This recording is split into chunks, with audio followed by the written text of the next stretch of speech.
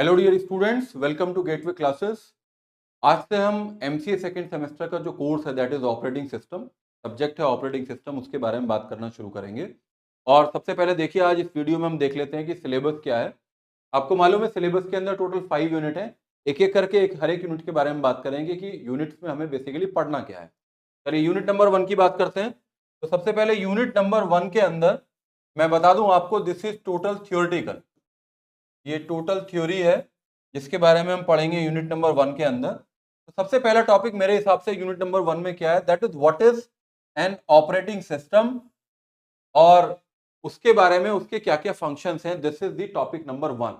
Operating system क्या होता है और उसके फंक्शंस क्या होते हैं। तो this is topic number 1, you can से। Topic number 2 is operating system structures. तो जो ऑपरेटिंग सिस्टम की स्ट्रक्चर्स हैं, इसके अंदर हम 5 तरह की स्ट्रक्चर के बारे में बात करेंगे। सबसे पहला है simple structure of operating system, then layered structure of operating system, monolithic structure of operating system, micro kernel structure of operating system, last one is modular structure of operating system. तो देख लेते हैं कि ये पांचों यहाँ पे लिखी है कि नहीं लिखी है। यहाँ पे केवल एक ही स्ट्रक्चर लिखा है, दैट इज लेयर्ड स्ट्रक्चर, लेकिन मोनोलिथिक और माइक्रो कर्नल बिल्कुल लास्ट में लिखा हुआ है। इसका मतलब 3 स्ट्रक्चर के बारे में तो लिखा है, लेयर्ड, मोनोलिथिक, माइक्रो कर्नल, लेकिन ये लॉन्ग क्वेश्चन आ सकता है जिसमें आपको पांचों स्ट्रक्चर के बारे में बताना पड़ेगा। तो सिंपल स्ट्रक्चर से शुरू करेंगे, फिर दूसरा स्ट्रक्चर मोनोलिथिक के बारे में बात करेंगे, फिर तीसरा स्ट्रक्चर लेयर्ड के बारे में बात करेंगे, चौथा micro kernel, last one which is nowadays we are using that is modular structure of an operating system. ठीक है, तो इस तरीके से दूसरा क्वेश्चन कंप्लीट होगा। तीसरा जो टॉपिक होगा दैट इज क्या क्या कंपोनेंट्स हैं ऑपरेटिंग सिस्टम के, इसके बारे में बात करेंगे। फंक्शंस में ऑलरेडी बता चुका कि जब मैं ऑपरेटिंग सिस्टम बताऊंगा तो उसके क्या क्या फंक्शन है इसके बारे में बात करेंगे। अब सबसे बड़ा टॉपिक जो बनता है next, that is classification of operating system. तो there are lot of different type of operating systems. One is batch operating system, multi process operating system, multi user operating system, real time operating system, multi programming operating system, real time operating system, network operating system, distributed operating system, fair share operating system, server operating, there are lot of different type of operating system। लेकिन आपके syllabus में क्या क्या है, देखिए एक तो है बैच ऑपरेटिंग सिस्टम, सबसे पहले बैच है। दूसरा क्या है, टाइम शेयरिंग ऑपरेटिंग सिस्टम। तीसरा क्या है, रियल टाइम ऑपरेटिंग सिस्टम। चौथा क्या है, मल्टी प्रोसेसर ऑपरेटिंग सिस्टम। पांचवा क्या है, मल्टी यूजर ऑपरेटिंग सिस्टम। उसके बाद single threaded and multi threaded operating system. So these are the different type of operating system which is given in your syllabus. तो पहले जो सिलेबस में given है उनके ऊपर कॉन्सेंट्रेट करेंगे, और कभी मौका मिलेगा तो नॉलेज पॉइंट ऑफ व्यू से जो और जैसे मोबाइल ऑपरेटिंग सिस्टम है आजकल या एम्बेडेड ऑपरेटिंग सिस्टम है, there are lot of different type of operating system which we can discuss about those operating system also, but we will concentrate on a syllabus. According to syllabus we will discuss about these 5 और 6 operating system to cover this topic. चलिए आगे चलते हैं। तो जैसे component के बारे में बात करी थी, ऐसी एक सर्विसेज के बारे में बात करेंगे। एक लास्ट छोटा सा टॉपिक हम पढ़ेंगे कि कैसे किसी कर्नल को रीएंट्रेंट कर्नल बनाते हैं, क्यों बनाना चाहते हैं, रीएंट्रेंट क्या होता है, इसके बारे में हम डिस्कशन करेंगे। तो in this way we will be able to complete the unit number 1। चलिए यूनिट नंबर 2 देखते हैं। यूनिट नंबर 2 जो है, टोटल आपको क्या मिलेंगे, एल्गोरिथम्स मिलने वाले हैं इसके अंदर। यूनिट नंबर 2 में total we will talk about the algorithms, और एल्गोरिथम्स भी कैसी होंगी, which is based on concurrent environment. इस यूनिट का नाम ही यही है, concurrent processes. When it is not sequential, sequential है there is no problem, sequential है तो किसी तरह का कोई कॉन्ट्राडिक्शन नहीं है। लेकिन if it is shared environment, if it is concurrent environment, then we have to take care about those things. तो इसमें कुछ एल्गोरिथम्स हैं। जैसे सबसे पहले हम प्रोसेस कॉन्सेप्ट को पढ़ेंगे, प्रोसेस क्या होता है, कॉन्करेंसी का क्या मतलब है। सबसे पहली एल्गोरिथम होगी प्रोड्यूसर कंज्यूमर प्रॉब्लम। सबसे पहली प्रॉब्लम के बारे में पढ़ेंगे, प्रोड्यूसर कंज्यूमर। दूसरा इसमें नहीं लिखा है, दूसरा मैं आपको बताऊंगा रीडर राइटर प्रॉब्लम क्या होती है। ये भी एग्जाम में आ जाता है, यहाँ नहीं लिखा है सिलेबस में, लेकिन this is again a problem which is based on concurrent environment, reader writer problem. फिर हम म्यूचुअल एक्सक्लूजन क्या होता है इसके बारे में पढ़ेंगे। क्रिटिकल सेक्शन प्रॉब्लम क्या है, कि एक समय में एक ही प्रोसेस क्रिटिकल सेक्शन में आ सकता है, क्या मतलब है उसका। Then again we will start discussion about the Dekker's 1 2 3 Dekker's solution, 4 Peterson solution, 5 is classical problem that is dining philosopher problem, 6 is, बड़े नाम आपको अच्छे लग रहे होंगे, sleeping barber problem. And in this way we will be able to cover these 5 or 6 type of algorithms which is based on concurrent environment. In between we will discuss about the semaphores, test and set operations, and in the last we will discuss about the inter process communication, inter process signaling, inter process synchronization. ठीक है, we will discuss all this in unit number 2.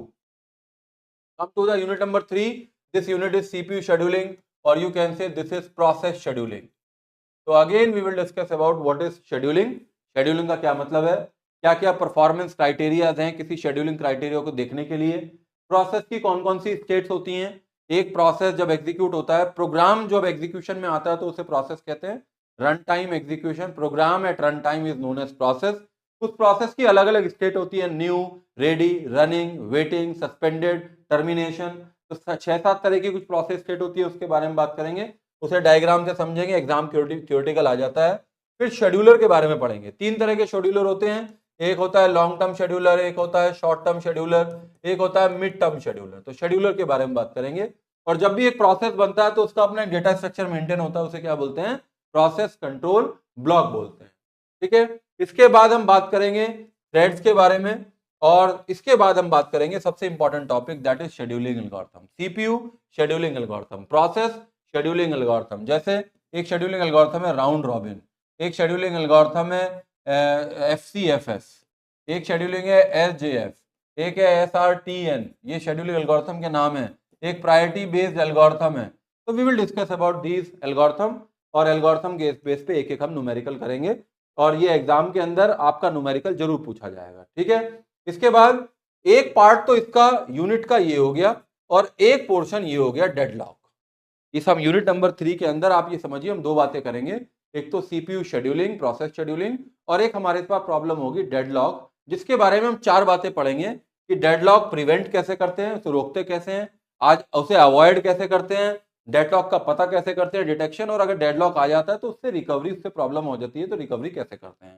तो ये अपने आप में एक पूरा question यहाँ से मिलेगा, एक पूरा क्वेश्चन आपको यहाँ से मिलेगा, एक एक क्वेश्चन तो आपको जरूर मिलेगा. ठीक है, बहुत टू दी पॉइंट सिलेबस है, उसी तरीके से टू दी पॉइंट टॉपिक्स है और क्वेश्चंस हैं, बहुत ज्यादा कुछ काम नहीं है, लेकिन ये जितना लिखा है ये सब हमें करना होगा. Now come to the unit number 4 which is based on memory management. Now unit number 4 is based on memory management, that is you can say primary memory management, and unit number 5 is again memory management और input output management, but in unit number 5 memory management is related to the secondary storage memory management, secondary storage memory management, या फिर file organization, file management, disc management. ठीक है, तो सबसे पहले memory management के बारे में बात करेंगे.